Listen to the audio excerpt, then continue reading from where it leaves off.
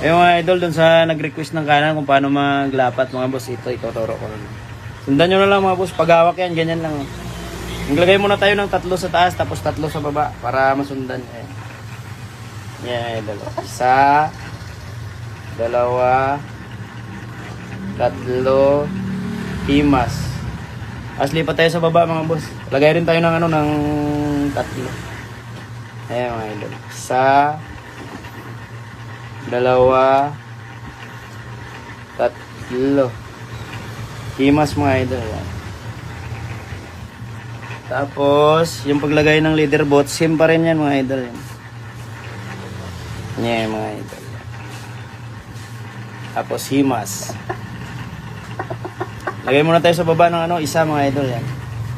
Tapos lipat tayo sa taas. Maglagay tayo sa taas ng ng 4. Yan o. 1, 2,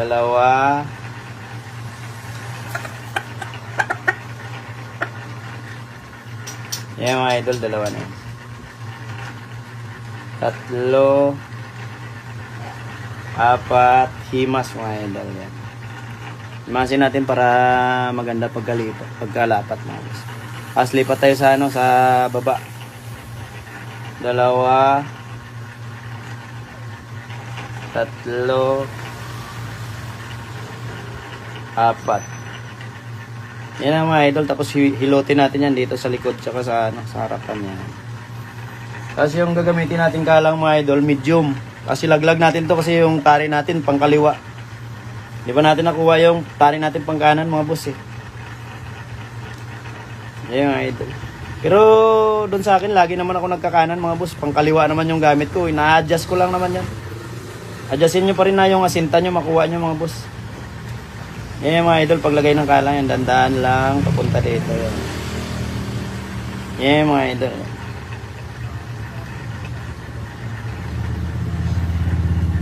Tapos himas.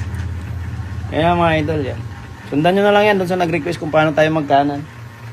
Tapos paglapat ng tare, yan yung mga idol yan. Ayan. Yan yung asinta niyan mga boss. Yan yung kabilang garol na to, huwag nyo sundin tong kaliskis. Medyo ibalin nyo siya pag ganyan dito papunta sa kabila. Ayan mga idol yan. Yan lang yung natin mga boss, yung asinta pang kanan. Lumaya ka na makulit. Yan. Yan, sipatin pa rin natin mga boss para yung dulo niya nakaganyan pa rin.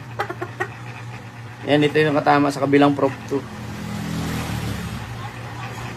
Yan lang mga idol, ganyan lang yung asinta natin ng kanan.